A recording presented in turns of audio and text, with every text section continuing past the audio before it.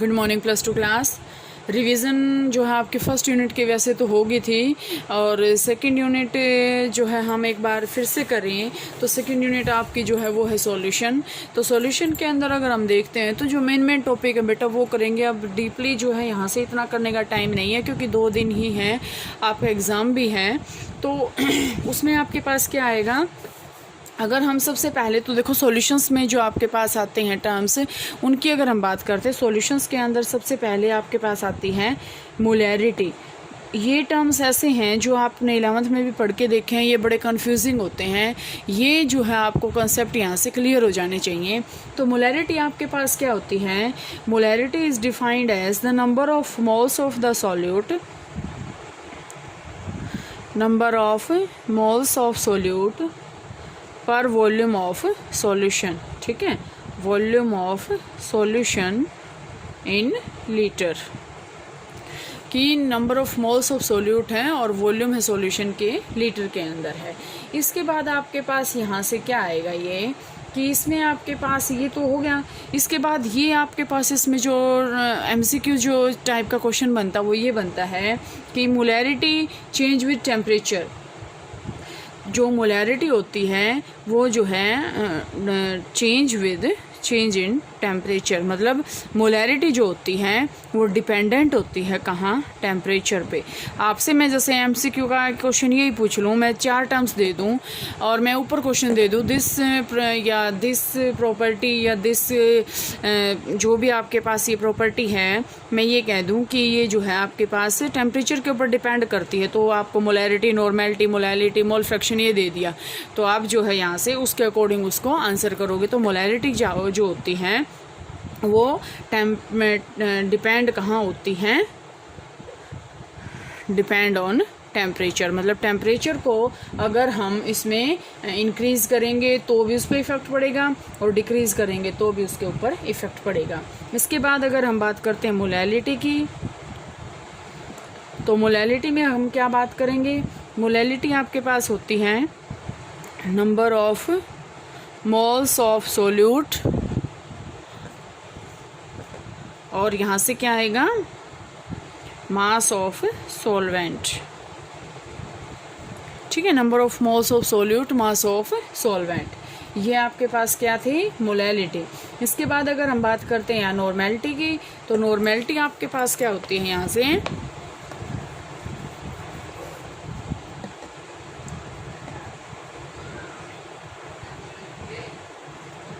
Normality बच्चे आपके पास क्या होती हैं, normality is the number of gram equivalents. देखो आपके पास 11th क्लास से बातें आने लग जाती हैं। नॉर्मेलिटी आपके पास क्या होती है, नंबर ऑफ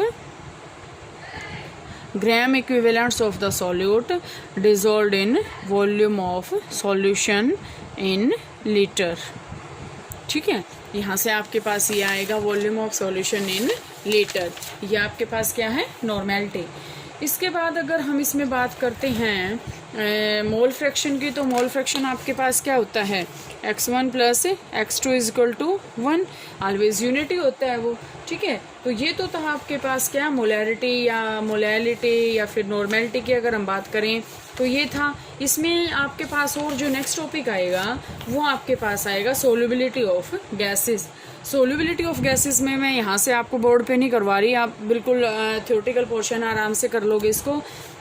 सोल्यूबिलिटी जो गैसेस की होती है, सोल्यूबिलिटी की अगर हम बात करते हैं यहाँ, सोल्यूबिलिटी ऑफ गैसेस, तो सोल्यूबिलिटी ऑफ गैसेस में हम क्या बात करेंगे यहाँ से, कि कौन कौन से फैक्टर होते हैं जो सोल्यूबिलिटी गैस की लिक्विड के अंदर जो है उसको अफेक्ट करते हैं। तो सबसे पहले तो यहाँ से आएगा nature of the gas and nature of the solvent.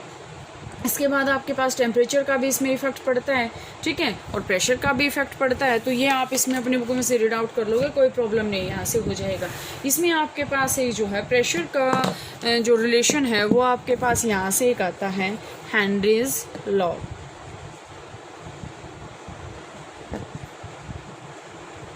Henry's law की अगर हम बात करते हैं तो हेनरीज लॉ आपके पास क्या होता है कि जो मोल फ्रैक्शन है, क्या कहता है Henry law, mole fraction of gas, mole fraction of gas is directly proportional to partial pressure of gas.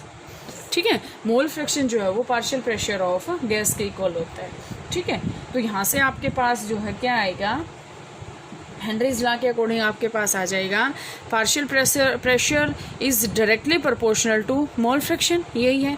P sign को हटाएंगे तो क्या आ जाएगा, के एच एक्स, और ये आपके पास क्या है, हेनरी कांस्टेंट। अब यहाँ से इसकी कंडीशन है कि हेनरी कांस्टेंट में आपके पास क्या होना चाहिए, एक तो प्रेशर ज़्यादा हाई नहीं होना चाहिए, टेम्परेचर ज़्यादा लो नहीं होना चाहिए, और केमिकली जो गैसेस हैं जिसका हम ये पार्शियल प्रेशर निकाल रहे हैं तो गैसें जो हैं केमिकली कंबाइन नहीं होनी चाहिए, मतलब गैसेस अगर डाल दी तो केमिकली कंबाइन ना करें।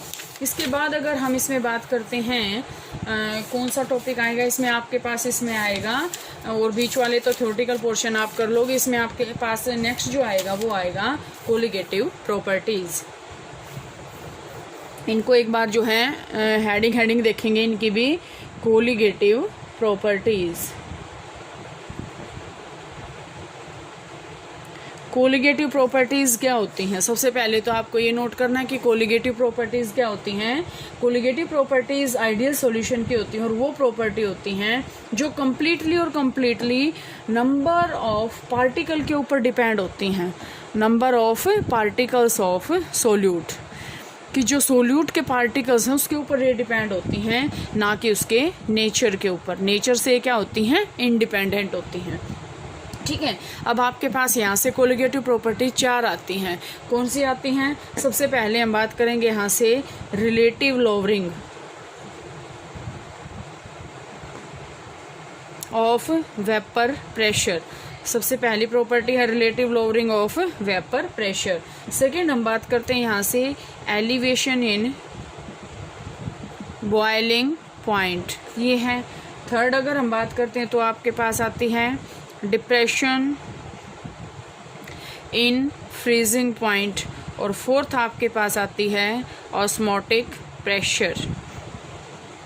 ठीक है, डेरिवेशन आज हम इसमें नहीं करेंगे, सिर्फ इसमें हम जो है यहाँ से करेंगे कि ये जो है सबसे पहले तो आपको ये नोट करना है कि इनका जो हमारे पास यूज़ क्या होता है। तो ये जो होता है वो मोलिकुलर मास निकालता है सोल्यूट का। सोल्यूट का मोलिकुलर मास निकालने के लिए हम चारों प्रॉपर्टीज़ का जो है यूज़ करते हैं।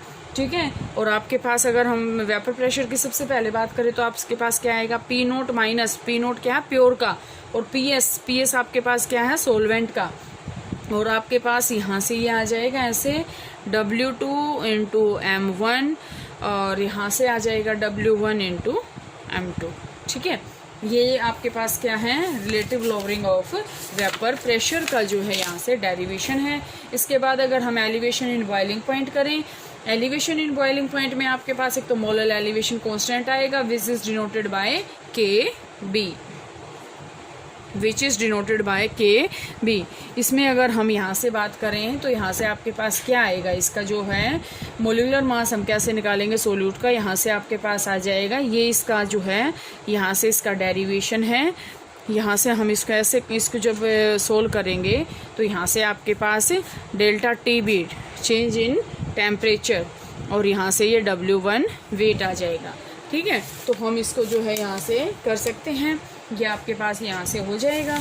इसके बाद अगर हम इसमें बात करें डिप्रेशन इन फ्रीजिंग पॉइंट, तो उसमें आपके पास आएगा मोलर डिप्रेशन कांस्टेंट या फिर मोलर क्रायोस्कोपिक कांस्टेंट, और उसको हम कैसे निकालते हैं, M2 इज इक्वल टू यहाँ से क्या आ जाएगा KB किसने KF into W2 into 1000 as it is, TB की जगह क्या आ जाएगा TF इंटू W1 आ जाएगा। ठीक है, इसके बाद अगर हम बात करते हैं इसमें ऑस्मोटिक प्रेशर की, तो ऑस्मोटिक प्रेशर आपके पास यहाँ से या सॉरी ऑस्मोसिस की अगर हम बात करें तो यहाँ से ऑस्मोसिस क्या आता है, यहाँ से आपके पास ऑस्मोसिस यहाँ से आपके पास आता है पार्शियल में, यहाँ से आपके पास आएगा कि जो 2 लॉ इसने इकट्ठे किए थे, और इसके अकॉर्डिंग अगर हम इसमें ऑस्मोटिक प्रेशर में एक बार तो आइडियल गैस इक्वेशन लेते हैं, PV इक्वल टू nRT लेंगे हम, और यहाँ से आपके पास क्या आ जाएगा PV इक्वल टू n, आपके पास क्या आ जाएगा W2 ओवर M2, और RT ये आ जाएगा। M2 हमें निकालना है तो क्या आ जाएगा W2 बाई PV/RT, ये आपको निकालना होता है इसमें से। तो ये आपके पास क्या थी, सेकेंड यूनिट के अंदर कोलिगेटिव प्रॉपर्टीज़ थी, इसके बेस पे आप न्यूमेरिकल करोगे। अब नॉर्मल मोलर मास और जो है वन टॉप फैक्टर आपका यहाँ से सिलेबस में से कट ऑफ हो चुका है, तो इसमें से आपका यही है। थर्ड यूनिट को भी करेंगे आप, इतना ही इसमें सेकंड यूनिट में करेंगे। कोलिगेटिव प्रॉपर्टीज़, हेनरीज कांस्टेंट, सारी की सारी कोलिगेटिव प्रॉपर्टीज़ करेंगे और इनके बेस पे जो है न्यूमेरिकल्स भी करेंगे। तो यहाँ तक आप इसमें इस यूनिट में इतना करोगे।